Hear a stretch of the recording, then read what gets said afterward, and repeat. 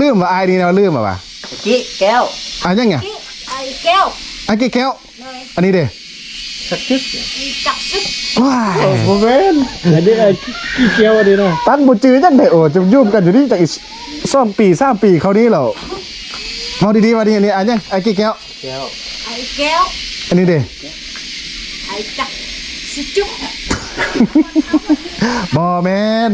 อันนี้กี่แก้วอันนี้สักจึกอันนี้กี่แก้วส้มโพเนี่ยเขาจะเอาขันเลี้ยก็เลี้ยไปซื้อนั่นบูลืมอ่ะจับไปเลยนะอันเชียดแต่อันเฮาละท่ามขึ้นล่างในบูเลยเนาะหูกลับยังสุดเลยลืมมัดเลยลืมมัดลืมแล้วท่ามก็ลองท่ามไหมบุญจี้เลยนะเอาแล้วว่าขึ้นดูเท่าเนี่ยสีเกียวแล้วข้าวมันเจียวแล้วล่ะวาวเองมึงดูเอาผ้าเอาไอ้แก้วอันนี้ดิไอ้จุ๊กบะแมนพี่ไอ้จึกน่ะน่ะเห็นบอกเดี๋ยวอันนี้ไอ้แก้วอันนี้ไอ้จึกอันนี้นะไอ้แก้วไอ้จึกไอ้จุ๊กน่ะลืมเต็มแล้วแล้วข้าเจ้าบริขึ้นจังหนาสักว่าส้นเนี่ยสลีเลย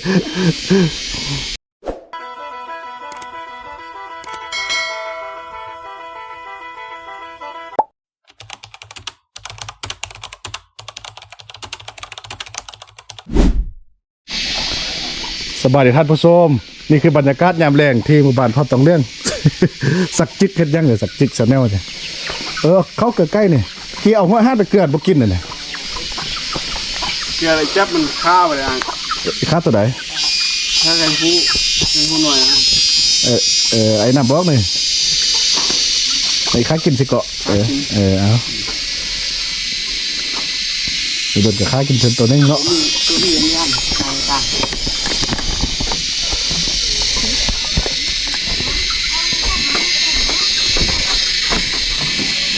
มาปองกระเทิงนี่ใช่ปองยืดรูปมันนี่มันเอาตัวไว้พี่ก้อนเนาะว่าตัวเห็นไว้พี่ก้อนเนาะตัวเห็นไว้ลุ่มพี่ก้อนมือกันยกเลยละมันแห้งแล้วพอดีมันกำลังลากกับมือกันยกเอาไว้พี่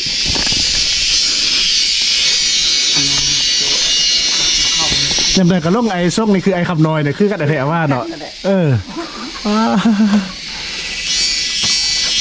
แต่อ่ำหน่อยมันหนามันเนาะอันนี้ลายยาวคนยาวในนึงอันเนี้ยไอ้คำน้อยหมดนึงแต่ว่าบกเผาอันน่ะครอบตากับศพนี่อันเดียวกันมัดตาศพตาดังไงโซ่ไอ้น้องกับแท้ได้หรอล่งไหนกันไปเห็นมันอื่นไงพี่น้องเลยขันบ่เห็นกันดนนี่นะล่งแหะคำน้อยไงมันนักสิยากนะมันไฟเนี่ยเนาะมันคันตอนคืนเนี่ยเนาะ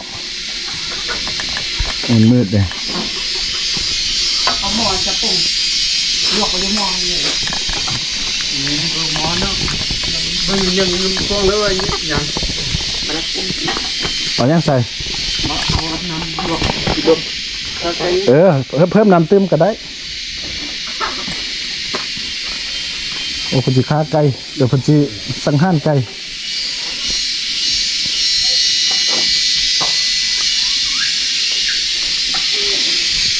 ตัวนี้แฮมีแต่อนามัยดีๆเดี๋ยวนี้เนาะเอาตัดเราบ้านไว้เนี่ยมันเอาเคลียร์ดีให้มันงามไว้จงต้นไม้ตัวนี้ให้จงไว้เอาต้นไม้ให้จงไว้เอามันก็จะลุ่มมันเอาไปเลยมันเขาจับมาลืมเขาเอาจับตัดแฮกเลย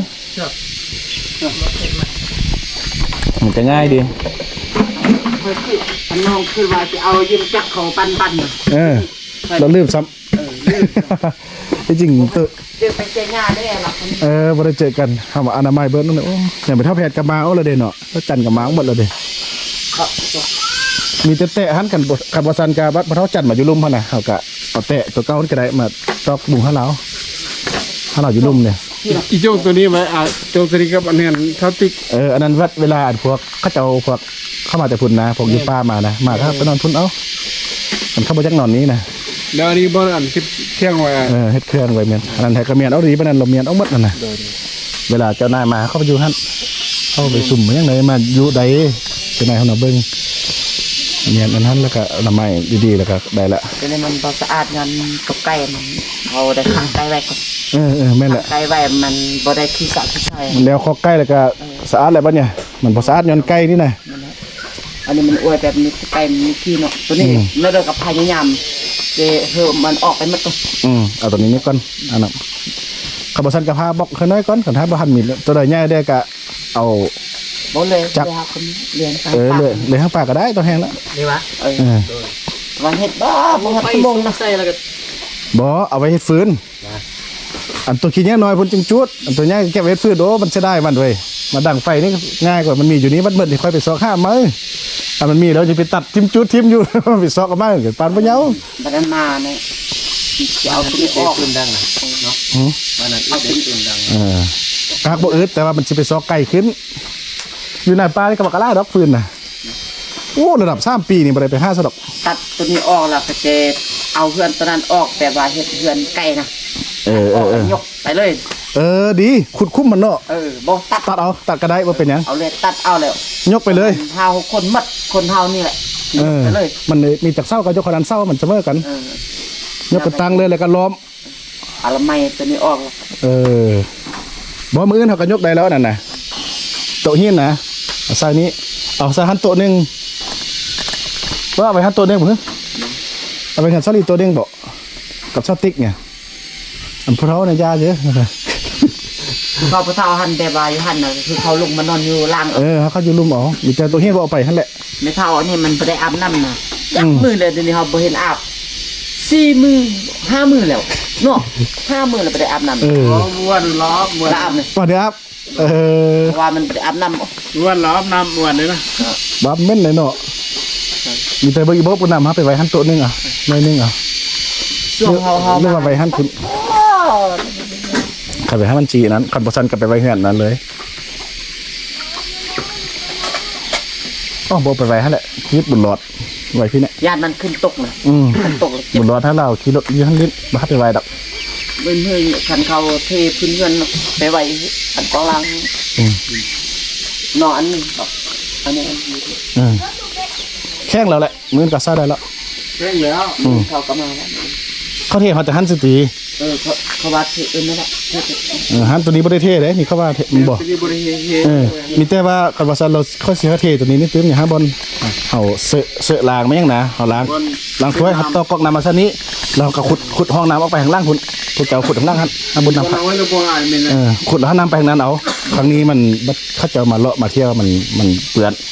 ขุดไปข้างล่างคุณน้ำกะคลองไปข้างล่างฮะเวลาเสอะไปข้างล่างคุณเลยมันจึงสิเป็นตะเบิ้งตัวเพื่อนแท้เว้ยเพื่อนนอนอยู่รูปเนาะลองนอนมึงดูกวดมึงดูว่าสลีเนี่ยงามเว้นงามขึ้นเนาะเบิ้งก็ได้แห้งงามเว้ยบ่งามไอ้ งามโอ้ก็ว่างามกี่เป็นอย่างนี่ว่างามเว้นงามขึ้นนี่ว่าบุญอะไรเบิ้งคิดว่าเป็นตายาเนี่ยยังหายเถอะเกาะ หายแล้ว หายเนี่ยตกใจมันเลยเฮ้ยสิเป็นตายาเนี่ยมันจักมาหม้อเดี๋ยวสิวันนี้บ่หายเต็มเลยเด้อขี้ยานให้หายได้ขี้ยานด้วยบุกามาหม้อได้เว้ยขี้ยานซอสติ๊กเดอร์ซาลี อะไรเข้าบ้านเข้าคู่ไปเลย เบ็ดตีเนาะเพื่อนเนาะเบ็ดเนาะบุขึ้นเลยเนาะบ้านนั้นเนาะอยู่นี่แหละอยู่น้ำไอ้น้ำนี่แหละบุไปซะแหละอยู่น้ำไอ้ไล่นี่เด้ตัวเองเลยทั่วแล้วทีนั้นก็ค่ายซาลียักษ์ซื้อยังกระซื้อวันนั้นน่ะยักษ์อะไรยังกับเนี่ยค่ายซาลีเหรอตัวลำโพงก็มีแล้วเดี๋ยววันนี้โทรศัพท์ก็มีแล้วไฟก็มีแล้วอะไรก็มีแล้วจะเอายังมาเหนียว แล้วเอายังไอ้ สิเขาไปกินแล้วเนาะใกล้กระทอนไว้สิเข้าไปกินปุ๊กไหมซาลีมันต้นตัวแห้งกว่าเดิมเนาะเดี๋ยวได้10 ล้านอยู่ยังน้อยกับ10 ปลาย3 ล้านเลยก็ตัวแห้งแล้วทอนไว้มันนึงก็ซื้อเซ็กข้อขับมาใส่โอ้เนาะเฮาบ่มีภาระจังละเด้เนาะเดี๋ยวซื้อเซ็กข้อขับมาใส่สิเข้าไว้เข้ามาใส่ป้าซาลีใส่เซ็กข้อขับเช่นใหญ่แหละเป็นไงเอาพวกสิให้เด้อ น้องก็มี นี่ ใส่ข้อค ว้าอันนั้นก็งามมีแล้วบ่จักใดแล้ว ำอยากได้ โอ้มีสักข้อคำแล้ว มีแล้วน้องบ่ได้ เอา เจอ ปลาปกไว้อันนี้มาบันนี้เป็นปลาปกอันนาเขาต้มแล้วก็เอาหม้อนี่ โอ้ย ไป ปกตินี่บริเฮ็ดสักจึกเข้ากองจะเทื่อเด้คนมีคนล่อเนี่ยตามตัวยากบินไปประเทศเวียดนามบินไปต่างประเทศพุ่นใด อาจารย์ตัว บ่ได้15ภาษา โดยอาจารย์นะ เออ โดย ภาษาไทยภาษาลาวภาษาอังกฤษฝรั่งเยอรมันบราซิลได้หมดอันไหนห้ามเราแม่งเราได้หมดแหละ ถามมาดูบราซิล โอ้ได้15ภาษาเด้อดีจักใดบ่ได้จักใดภาษาหลายบ่น้องลืมว่าอายนี่เราลืมว่ะ กี้แก้ว อ่ะยังไง ไอ้แก้ว อันกี่แก้ว เลย อันนี้เด้ สักทึก จับซึก ว้าย โมเมนต์อันนี้ไอ้กี่เกียวอันนี้นะ ตั้งบ่จื้อจังได๋โอ้จะยุ่มกันอยู่นี่จักอีก2ปี3ปีเขานี้แล้วเฮาดีๆว่านี่อันนี้อันยังอันกี่แก้ว แก้ว ไอ้แก้ว อันนี้เด้ ไอ้จับสิจุก บ่แม่น โมเมนต์อันนี้ อันนี้กี่แก้ว อันนี้สักจึก เออ แม่นั่นเองแก้ว ส้มโพเนี่ยเขาเจ้าคันเรียกก็เรียกไปซื้อนั่นบ่ฮู้ลืมอ่ะ จับมาเลยนะ อันเครียดแต่อันเฮาละท่ามขึ้นล่างในบ่ฮู้แหละเนาะฮู้กลับจังซี่แหละอีกลืมหมดเลย มันให้ เออลืมมับ รู้แล้วตื่นแล้ว เออท่ามก็ลองท่ามแม่นบ่ชื่อเลยนะเอาแล้วว่าสิขึ้นดูเฮาจ้ะ เอาสีเกียว ไอ้เล่าข้าวมันเค็ม เอาล่ะเว้าเองมึงดูเอาผ้าเอา ไอ้แก้ว อันนี้ดิ ไอ้จุก บ่แม่นพี่ไอ้จึกน่ะน่ะแม่นบ่เนี่ยอันนี้ไอ้แก้วอันนี้ไอ้จึกอันนี้น่ะ ไอ้แก้ว ไอ้จึก ไอ้จุก น่ะลืมเต็มแล้ว ไม่ตามเรื่องแล้ว แล้วเขาเจ้าบ่ได้ขึ้นจักหน้าสักบ่สนจักสอรี่เด้นี่ให้เชตานี่ให้จื้อจักเนาะดีเนาะน่ะบ่จื้อ บุคคลชมคำจำดีเลย คุณจื้อ พูดโดนอะไรเลยไอ้บ่มาเนาะชื่อได้คุณชื่อบ่เนาะรักชื่อได้ คำน้อยนี่ก็บ่จื้อหยังมีแต่บ่นูนนี่จื้อมนูนคูณติ๊กให้จื้อดีสมองมัน ที่ ก็ กับบุจื้อเขาถามกับบุจื้อเลยทำเรื่องบุจื้อ ไอ้น้องท่าเรียนที่อาจารย์นั่นก็ สัก จัดซัก จึก โดย สักจึก แก้ว บออันนี้กี่เกียวอันนี้นะ ที่ถามลี่เลย อันนี้ อันนี้บ่นะลีอันนี้อันยังไงสักจึกนี่สักจึกอยู่นะกันบอกสักจึกก็สักจึกแหละ คนนี้สกี้คนนี้สแก้วคนนี้สแก้วคนนี้สกี้ โมเมนต์เนาะ อันนี้กี้อันนั้นแก้ว อันนี้แก้วอันนั้นกี้ กี้อันแก้ว แม่นบ่ ก็แม่น นี่ แหม่โอ้ยจับเส้นตำเศร้าลีนี่เหรอบ่จื้อจังไงแท้เนาะเป็นบ่เราเครียดก็บ่เป็นตาซ่าแท้ตื่นสมาบ่ฮู้กลับนี่ โอ้ ล่ะ เป็นตัวสา คำว่าตื่นสมาแล้วหัวเสื้ออยู่นี่ โดย อันเมือนไวชินี่กับป้าน่ะตื่นสมาหัวแอกๆแล้ว สนิทกับป้าบ่ได้ บ่จื้อแล้ว กลับมาได้แล้ว สมองแบบว่าเข้าแล้วออกไปซินะผ่านแล้วผ่านไปนะไอ้ดาว่าสิอันนั้น เข้าบวกคือเฮาไอ้ ดูจื้อจื้อแล้ว เขาจันนะไอ้จื้อเขาจันนี่เขาจันไม่เท่ามีนี่กับบ่จื้อเท่ามีกับมักลืมกันว่าน้ำแล้วว่าน้ำได้เยอะตะกี้ซาลี่จื้อดีเดี๋ยวนี้เราก็ขี้ลืมหรอกเป็นยังก็ขี้ลืม นี่ชื่อยังก็ ไอ้ส่ง แม่นเนาะ น่ะอันยังเอาเนี่ยอันยังเอาสักจึก ไอ้ สุกไอ้สุกตีไอ้สุกให้จี้เพิ่นน่ะคนฮักเพิ่นเด้คักเก้าเด้สุกก็บ่มาแล้วสุกอะเปิดอาณาเราได้เปิดหานก่อสร้างเราเด้ไอ้เครื่องก่อสร้างแล้วบ่สุก ชื่ออยู่ไกลดีเนาะ ขมวนบ่จื้อแท้เนี่ยนี่น่ะอาจจะมาหาตลอด ไอ้แก้ว นี่เด้ อันนี้กี้ อันนี้กี้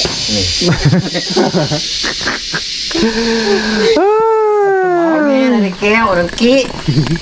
สองคนนี่กี้แก้ว รวมกันแล้วเป็นกี่แก้วบอกไม่รู้อันนี้ซื้อยัง ชื่อไอ้แก้ว อันนี้ดิ อันนี้จุก คือไอ้กี้อยู่ไอ้กี้แก้วอยู่ในแก้วกี้ เออโอ้จุดไฟแห้งแทนนะ แห้งโพดได้ไอ้ ติดตามเลยเด้อ แห้งโพดได้ มันใหญ่ตัวใหม่ บ่ไม้เนี่ยบ่คันเฮานั่งมอให้ก็บ่เป็นหยังดอกเอาไฟมันบ่ฮู้คือเนาะถ้ามืดกว่านี้โอ้เนาะเดี๋ยวนี้เริ่มสิมืดแล้วเด้ เดินไปดื้อ มืดตื้อมันเนื่องแล้วก็ตายแล้วเนาะอีกข้าใกล้กินมาบ่แรงไงต้มน้ำแล้ว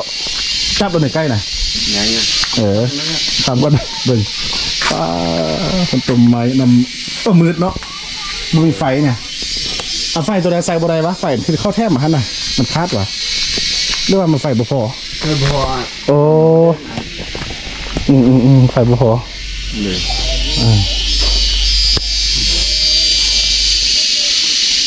ไฟพอก็จะเป็นไอ้มอดไว้แล้วเบิ่งข้อเศร้าจิกอีหยังนั้นอยู่ได้เนี่ยมื้อนี้พาลาวอันมันเกิดขึ้นเอาไว้อนามัยฝุ่นเต็มอยู่บ่เบิ่งแล้วนี่บ่เบิ่งแล้วก็มอดไว้ติ๊กโทรทัศน์น่ะเรื่องไฟบ่เบิ่งแล้วมอดไว้ไหม รถบ่เบิ่งน่ะ บ่เบิ่งแล้วมอดไว้ก่อนบ่ได้น้องลูกเบิ่งแล้วก็เปิดคืนตั้งมอดบ่ตัวสีแดงนี่เออ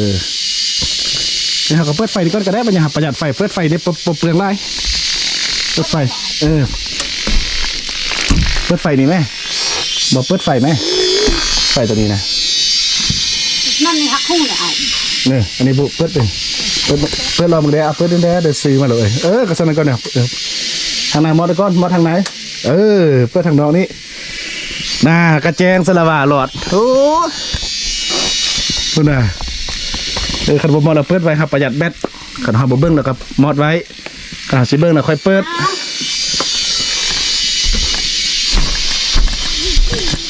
อันนี้มันบ่เปิดนี่ได้ปะ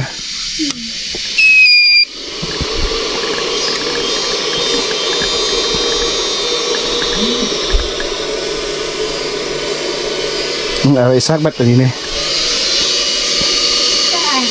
นั่นเป็นหมดเลย เดี๋ยวได้แล้วนี่นะเดี๋ยวมันมีสวิตช์อยู่นี่ป่ะเราต้องได้เสียบเนี่ยนี่ตัวนี้ก็เนาะกดออกก็ได้กดออกกันกดออกกันก็ได้ค่อยเสียบเอา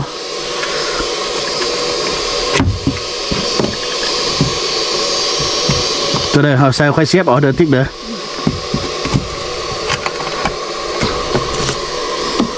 บัดอีเพื่อนเราค่อยเสียบเอาเนาะเสียบเราค่อยเปิดค่อยเสียบว่ามันหุ้งเด้เพื่อมันกินไฟซักแบตโอ้โหเพราะว่าเขาบริซักไฟไปก้อนนี่นะอย่ามันบกกลุ่มก็มาเข้ากับห้ามาต่อตอนช่วยดีเนาะแดดบอลมีเนี่ยจะตื่นฝากหมดไปก่อนไปเลาะบึงเข้าจะแรงก่อนเนี่ยเห็นกระแจงก่อนบัดท่าไฟตัวนั้นมาหลักกับมอดตัวนี้ตัดมือเสกกระเปื้อนตัวนี้ก่อนบัดไฟอันนั้นหุ้งแล้วก็หักกับมอดอันนี้ประหยัดไฟมือเราค่อยเปิดเบิ้งเต็มที่เบิ้งมันจะกุมโดนบ่กดขึ้นกับหม้อไฟเดี๋ยวเนาะแต่แบบโอ้ตอนสิใต้ไฟเลยมันขึ้นกับเวลานอนแล้วก็มอดละ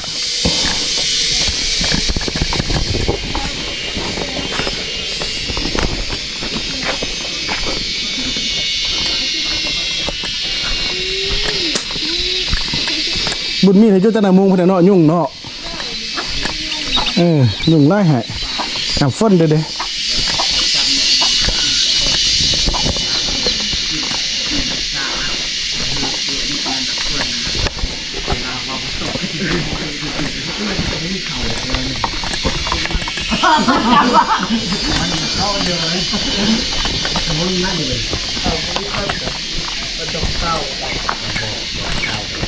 บ่มีเขากินมาบ่มีมันกินเขา จับมีป่าเราฟังว่าเวลาจะนอนในป่าผู้เดียวคือตรงไหน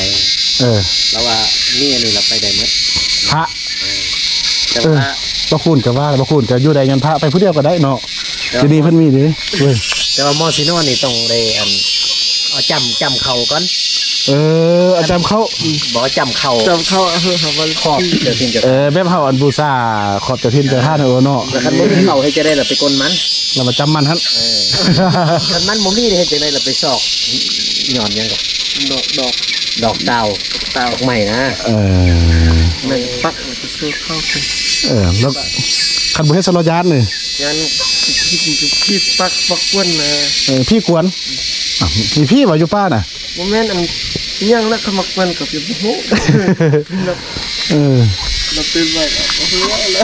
ตอนนั้นนี่ยังมาดูดก็ตื่น โอ้สวัสดีบ่ชีอันนี้ไทยมีแต่ดอกไฟนี่เนาะฮุงอยู่นี่ฮุงอยู่บ่คุณในบ่มีเนาะแสดงว่าไฟนี่ยังบ่ครบเพื่อนเลยเนาะไฟดอกไฟหยังเนาะ เขาว่า ครบแล้ว บ่ได้เอามาอยู่เฮือนเขาติ๊กอยู่น่ะ สติ๊กเอาสติ๊กมีดอกเดียว ชอบ วะ ชอบตัวนึงอันเขาไว้มาปะทีน สัญญาปะเพิ่นเบิด2อันไปเฮ็ดหยัง พวกเก่าเราพุ่นเนี่ยเราเอามาตัดเอาเป็ดเราไปเอามาแล้วทำแล้วมา เอาใส่นี้อันนึง ใส่มันมีแมงเม่านะ บ่ใส่ก็ได้คันเฮาบ่ดันบ่ได้เฮ็ดหยังก็บ่หาใส่ก็ได้หรอกมันต้น มี ขึ้น ตา เลย ใส่ตัวนี้ อันนี้เดียวเลยดิปัดอันนี้ใส่เวียละปิ้นเอาเนาะกระสันเจ้าก็มาใส่นี้แล้วมันก็ปิ้นเอาปิ้นเลยปิ้นมาเอาเนาะ ชื่อนี่ก็วิ่งหุ่งมืด คันปิ้นใส่เฮาแล้วแมงไม้เนาะมื้อนั้นแมงไม้เต็มเดินปิ้นเป็นนอกโอ้แมงไม้มันหลายเด้คันปิ้นใส่เฮาแล้วโอ้แมงไม้เต็มมาไอ้คุณเจ้าเอาอันนั้นไปไว้พี่ไว้ประตูน่ะบ่ยกอันนั้นนะไปยกแค่อายได้ปะยกเอาไว้เนี่ย น้องจะเอา เดี๋ยวนั้นยกไปพี่เด้อเพราะว่าไอ้นอนท่านมันมีบ่นอนเด้ข้อนั้นมันเต็งทั้งหมดไงเต็งผ้าห่มเต็งผ้าเสื้อไอ้เบิดดอกไอ้นอนพี่แมลงนี่นะนอนมีคูณพี่ นอนน้ำไอ้ นอนน้ำก้านลมก้านเนาะเฮาเนาะลมก้าน ดูกันแล้วดูอื่นแล้วไอ้จะมีบ้านนะครับน้องพ่อเอาเงิน50,000ไปซื้อบัตร 10,000 10,000ซื้อบัตรเอาไว้ ชื่อบ้าน ไอ้นี่ เมื่อนี่บ่มีเงินก็เงินบัตรบัตรตึ้งเลย บ่ได้ไปเอามะม่วงมาขายเลยเนาะยามนี้เนาะ ยำนี่ แล้วบ่มีเงินแล้วเดี๋ยวนี้น่ะ บ่มีเงินไอ้ เงินหมดเนี่ย เงินมัด บัตรมาอื่นก่อนอายจะเอาให้10,000เอา10,000ไล่ก็บ่มีเงินโอ้ อายก็เงินได้คือกันไอ้รอดเอาที่ไว้ไอ้รอดอ่ะ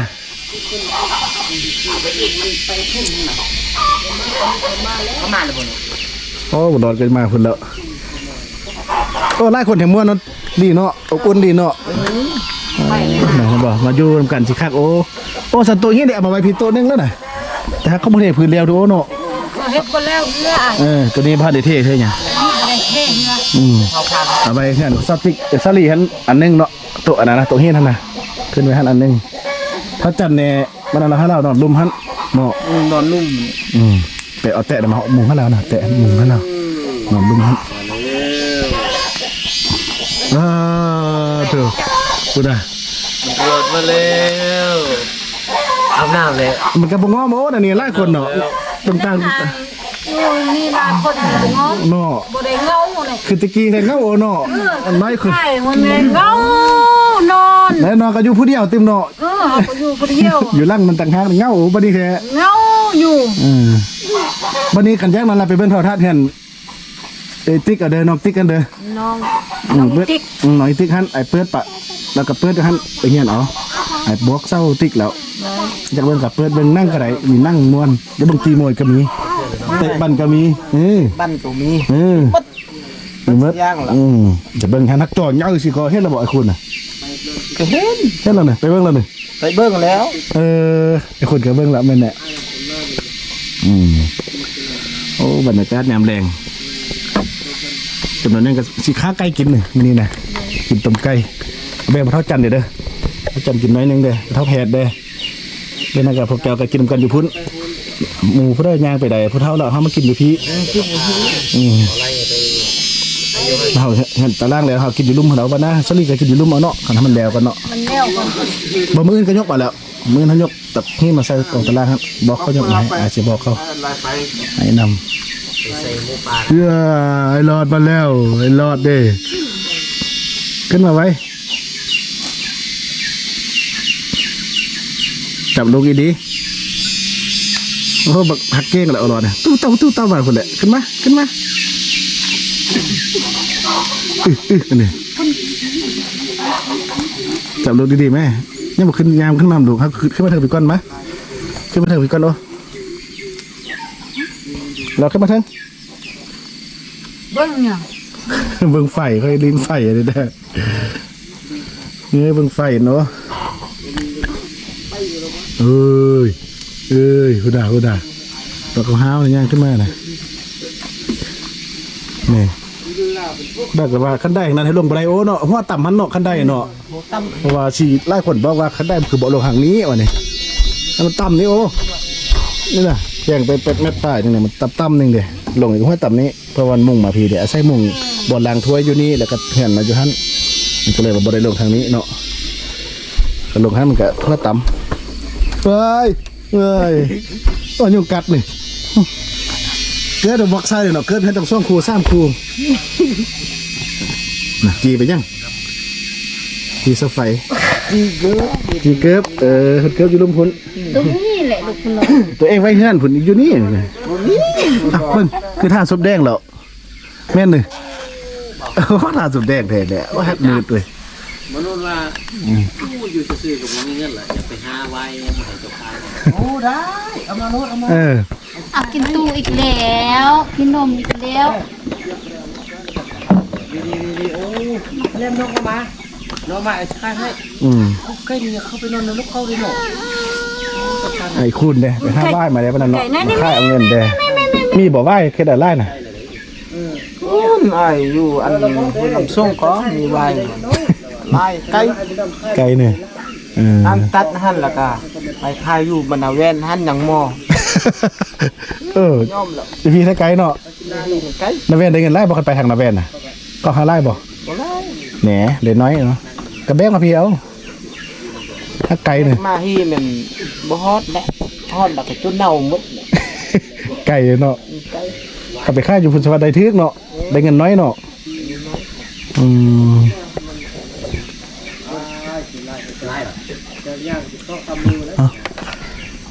ลากันไปครับทุกคนคลิปนี้นั่งลมกันเพื่อนๆธรรมดาบรรยากาศยามแดงพุ่นนะโอ้เป็นตะม่วนตะซื่นเลย